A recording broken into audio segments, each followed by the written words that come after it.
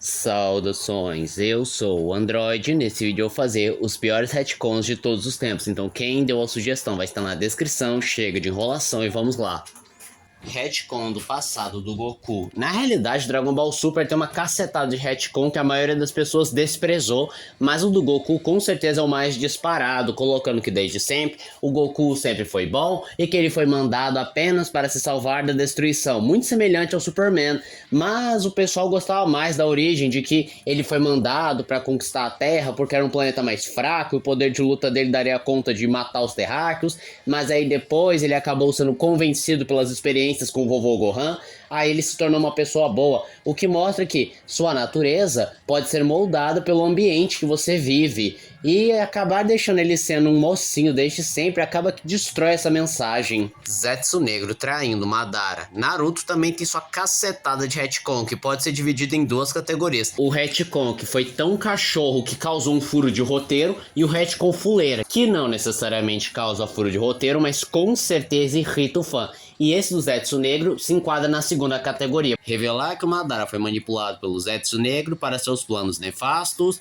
o que primeiro é um tanto estranho, levando em conta que o Madara sempre foi tratado como um gênio do crime, um homem assim muito inteligente, manipulador, e poderia sim perceber a manipulação, mas também dá aquele gostinho amargo, porque no fim esse retcon só serviu para uma coisa: justificar a derrota do Madara depois que o Kishimoto pesou a mão. O irmão do Dominique Toretto em Velozes e Furiosos. O clichê dos retcons ruins, revelar um parente que nunca foi mencionado, nunca houve brecha e que nós nunca ouvimos falar, mas curiosamente é descoberto que ele tem um irmão perdido ou um irmão próximo que a gente nunca ouviu falar. Tosco, né? Bob Esponja conhece seus amigos no campo coral. Em Bob Esponja, o Grande Resgate, a gente descobre que todos os personagens que o Bob Esponja conheceu foi no campo coral, desde o Gary, que ok, o Gary teve 1 milhão de origens, então a gente consegue engolir, mas agora, outros personagens como Lula Molusco, seu Siriguejo, principalmente a Sandy, não faz o menor sentido ele ter conhecido no campo coral, porque, ora, ele conheceu quando já era mais velho,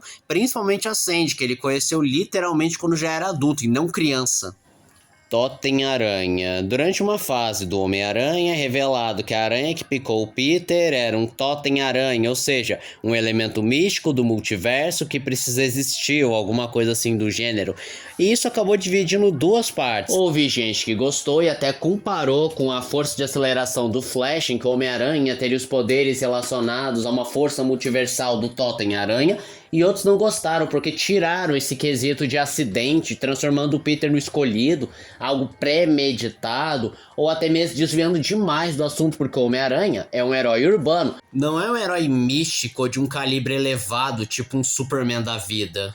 A nova origem de Kevin em Ben 10. O Omniverse trouxe vários retcons que desagradaram a fandom de Ben 10, porque muita coisa que foi estabelecida foi abraçada pela fandom, como por exemplo os filhos híbridos de humanos com alienígena, ou que o Max tinha o parceiro que era nada mais nada menos que o pai do Kevin, por conta disso ele cuidou do próprio Kevin, e que ele é um híbrido de alienígena, no caso humano com osmosiano, só que foi revelado em Ben 10 Omniverse, na saga dos Desentupidores, que toda essa história de que o Max teve um parceiro chamado Devin Leven, na realidade era mentira, foi apenas uma memória falsa plantada pelos Cervantes na mente do Max para que ele cuidasse do Kevin, ou que não existe um planeta chamado Osmose, e osmosiano é apenas um termo semelhante aos mutantes, ou o fato de que os híbridos de humanos com alienígenas na realidade são crianças sequestradas e vítimas de experimentos genéticos com alienígenas, e isso tudo gerou muita controvérsia, não só porque já estávamos acostumados com essas informações, como também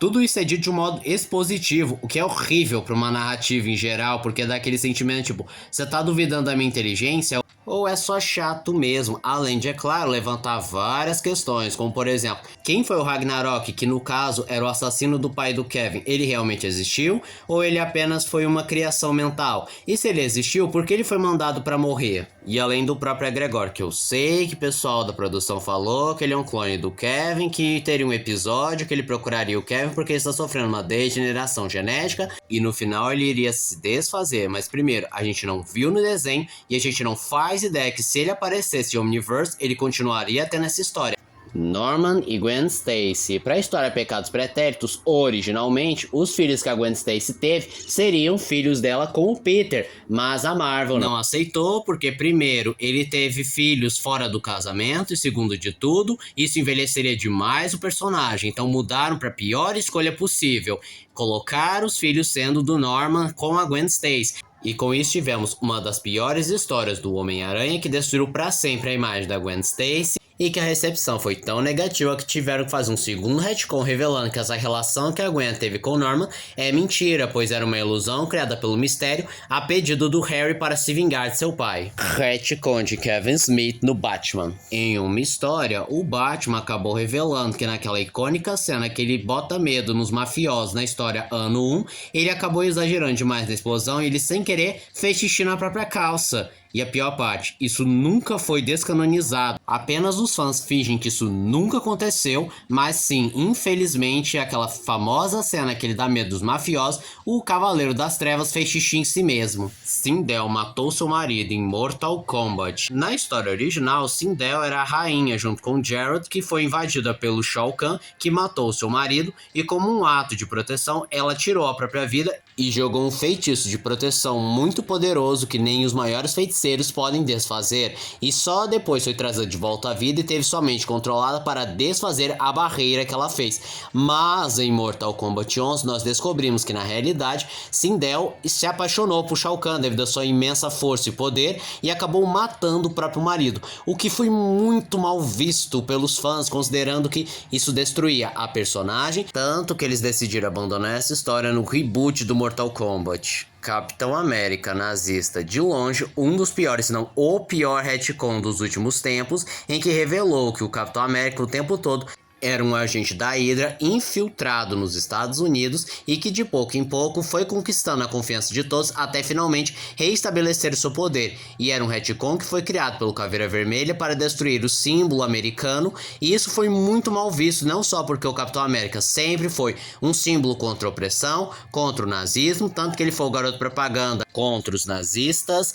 e o pior de tudo, a história foi lançada no centenário do Jack Kirby, um dos criadores do Capitão América, que, diga-se passagem, era judeu. E transformar o seu símbolo antinazista e que foi criado por um judeu simplesmente era uma falta de respeito. Felizmente, o verdadeiro Capitão América foi trazido de volta e apagaram essa história, mas a gente nunca vai esquecer o trauma que foi. E esse foi o vídeo de hoje. Se você gostou do vídeo, se inscreva no canal, compartilhe o vídeo, comente, dê seu like. Também não esqueçam de ativar as notificações, encher de like caso gostem dos meus vídeos. Então, eu sou o Android e digo tchau.